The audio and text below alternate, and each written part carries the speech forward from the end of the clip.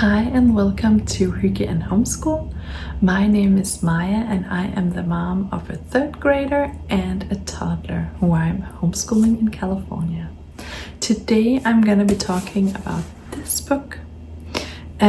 We just finished up a unit study about trees and forests, and I read this book. It's for adults, and I combined it with this book for kids, which is kind of the same book. This is a little more in depth, but this is so awesome. I usually only do reviews of like homeschool books for adults, but this is just such an awesome living book that I want to recommend to all of you. If you're doing a tree unit or a forest unit or a plant unit or a funky unit, you should really read this. And today I'm going to be talking about 5 things that I learned about the forest from this book, which I think is really interesting. So hang in there and let's begin. So the first thing that I didn't know that I learned from this book, The Hidden Life of Trees, was that the trees communicate, that they have this, I want to say community with fungi, where the fungi is like a world wide web that connects the trees. It's the trees of the same species, so they can talk and they can warn each other about dangers. Some trees, give smells and talk to each other that way, and give gases out and whatnot. And I didn't know. I thought that the forest was just like a collection of trees. I didn't know that it was more like a community. And I thought that was so interesting that they could send messages and food to each other through this fungi network in the forest floor. Another thing, the second thing I learned about trees from the book is that they take care of their younglings. Some species take care of their younglings and take care of their elders. So the mother tree, if they fall close to her, would look out for them and care for them and send them sugar through the fungi network from her roots.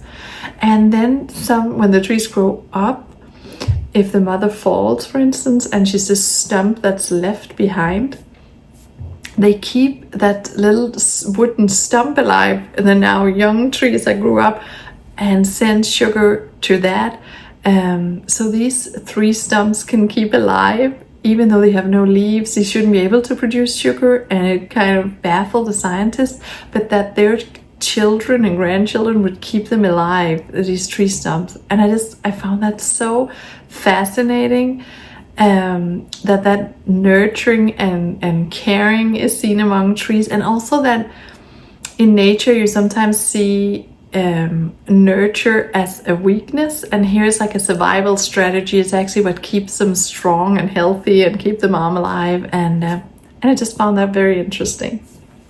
So the third lesson I learned was that slow growth, slowness of wisdom is a great survival strategy. I feel we live in a society right now where everything is about growth, and you have to be fast and you have to be done by 30 with this and this and this.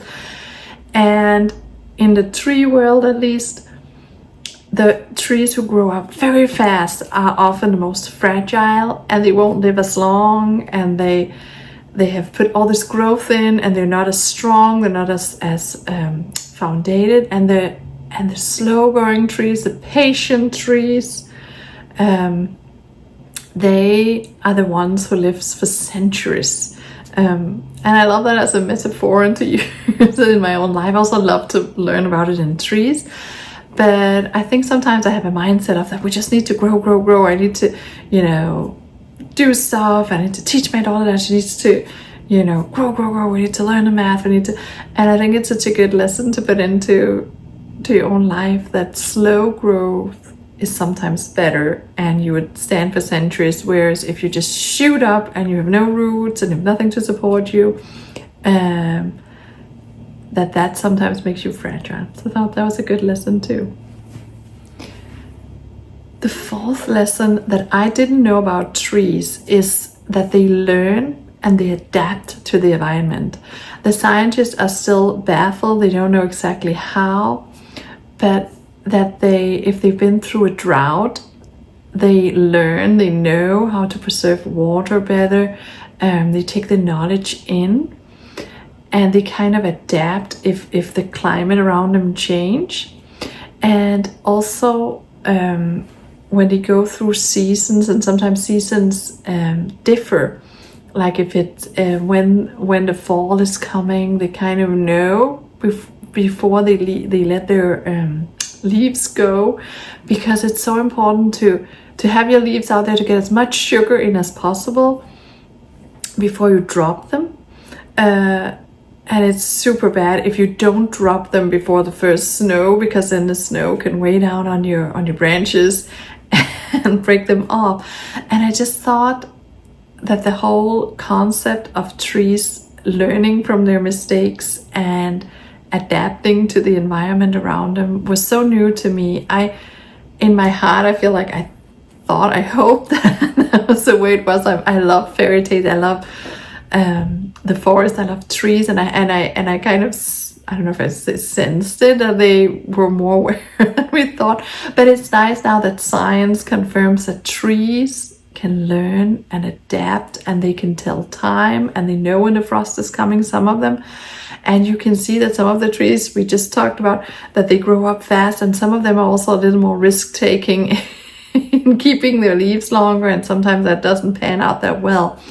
And I just thought that was such an interesting perspective on forests and trees. And then the last interesting lesson from this book, and I thought about it a little bit. I'm going to link a Sumerian lesson of ancient civilizations. When we dove into it, I didn't talk about that there, but there was something, I read a study about when they started turning the soil, that it worked very well for a few years, but then it actually was better to leave the soil alone and just throw the seeds out. But we as humans are like conditioned to think that we need to meddle with everything to make it better. I think that's a strength and a weakness, that we meddle with things and make them better. But the forests in Germany, where the book is from, they've done several experiments with, how you want to, if you're a forester, you want to produce a good strong wood that you can sell.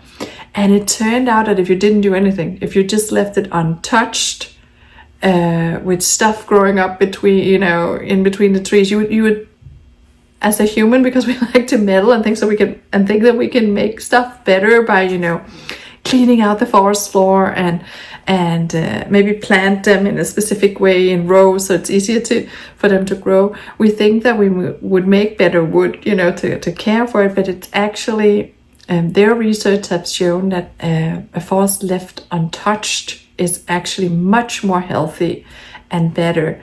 Another example of this is if a tree falls, there comes these beetles in that eat the fallen tree. And they're super good because they make a lot of other things happen in the forest. I'm not going to go very deep into that, but the foresters usually took out the stump because they were afraid the beetles would attack the healthy trees. But instead, the beetle attracted, other beetles and animals that ate them, that actually was super good for the healthy trees, and they never attacked a healthy tree. So I just thought it was so interesting that everything is much more healthy if we just leave it untouched. So yes, that was 5 little lessons that I got from this book, The Hidden Life of Trees, and I just wanted to make a little review and put it out there. So if you, as a homeschool mom, dad, parent, are looking for a living book for yourself around trees, this is an awesome one. So thank you so much for watching. I hope you would like this video and maybe subscribe, and have a great week out there. Bye.